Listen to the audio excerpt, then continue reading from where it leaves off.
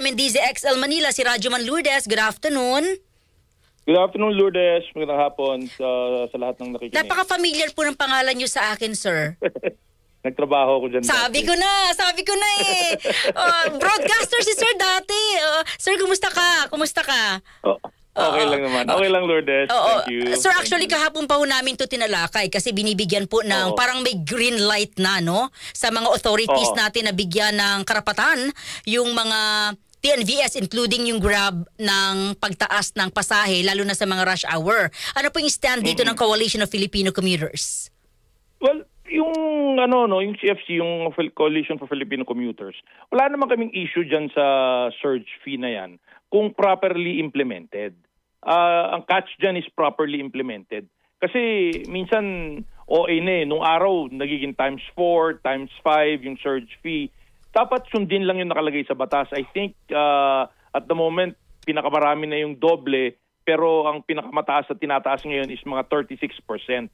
I think the TNVS at saka yung TNCs should comply with that rule. Yun lang sila. Huwag masyadong mataas. Kasi naintindihan naman namin, pag mataas ang surge ng demand, yung supply mabibitin, talagang tataas yung presyo. Lahat naman ng bagay, ganun.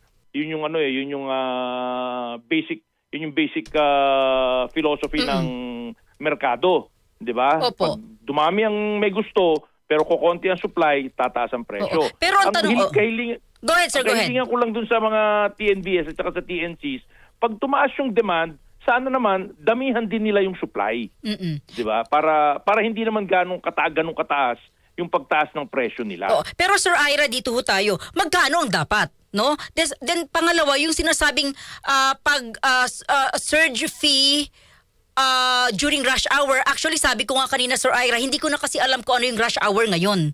Usually, kapag holiday, hindi mo na alam kung anong rush hour. Lahat ng oras rush hour na, di ba? Well, ang defined rush hour according to sa Metro Manila, according to MMDA, should be from 6 o'clock in the morning to 10 o'clock. Tapos 5 o'clock in the afternoon hanggang 8 o'clock. Yun din yung coding window eh. Ang sinusunod kasi nila yung coding window eh. 'Di ba? Yung number coding window. So yun yung sinusunod nilang rush hour periods. So officially, if we listen to the MMDA, yun yung rush hour. Kaya lang sa laki ng volume ng sasakyan sa Metro Manila, dito kasi nakakonsentrate ang 30% ng volume ng sasakyan sa buong Pilipinas sa Metro Manila. So sa laki ng volume ng mga sasakyan, both private and public and commercial, wala na tayong espasyo para hindi maging traffic yung lansangan. Maliban hindi rin totoo yung madaling araw eh. Yung madaling araw minsan pag bumabiyahe kami, minsan mga alas 3 pa lang, alas 4 ng madaling araw, traffic na eh. 'Di ba? So hindi rin totoo yun. Pero ang sinasabi nga natin, babalik lang ako doon sa topic ng surge fee, ang dapat is maximum, sabi ng batas, times 2. Pero yung iba, up to 36% lang. So kung piso yung babayaran mo, ang surge fee, 36 centavos. Ganun lang dapat yun. Di ba? Yun lang yung Tapos gusto, ipasok ko lang, Lourdes, Opo. Yung kasi, yung mga TNBS, yung mga ride-hailing na yan, akala ang iniisip ng gobyerno o siguro ng mga administrator, from point to point, hindi ho natin dapat tignan na ganun yan. Dapat first mile, last mile. Dapat inaasahan pa rin natin yung public transportation, katulad ng bus, katulad ng LRT, MRT, di ba? Yung mga ganyan, dun sa mga mahahabang biyahe. Tapos yung maiiksing biyahe lang, dun ka na lang sasakay ng Grab, dun ka na lang sasakay ng Angkas, dun ka na lang sasakay ng Move It, 'di ba? Para hindi ganun kalaki yung gastos na babayaran mo. Sir Ira, kayo ba'y humihiling na bago ipatupad sana ito ay magkaroon muna ng pag-uusap with the Coalition of Filipino Commuters?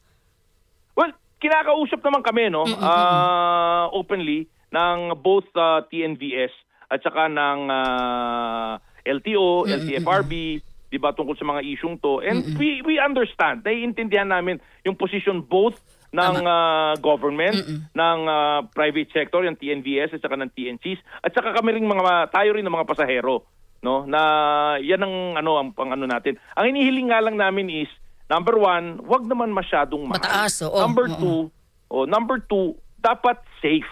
Number 3, dapat yung teknolohiya tama. Kasi minsan, gagamitin mo yung cellphone mo, pagdating sa singil, lulukuhin ka pa eh. 'Di ba? Nung app na ginamit mo. So dapat safe tayo dun sa paggamit ng technology. Sir Ira, bago ko po kayo bitawan kasi kinukulang po tayo sa oras, no? Mas gusto po naming malaman galing po sa inyo. Magkano po talaga dapat lang yung dagdag? Ako tatanungin mo, tama na ako dun sa Tama na ako dun. As at most 50% ang surge fee. Ako personally, kung ako tatanungin mo, at most 50% ang surge fee pagka matindi yung demand. Oo, sino ba ang naglalatag ng surge fee? Sila? LTFRB ang naglatag niyan. I think about 2-3 after mag-pandemic.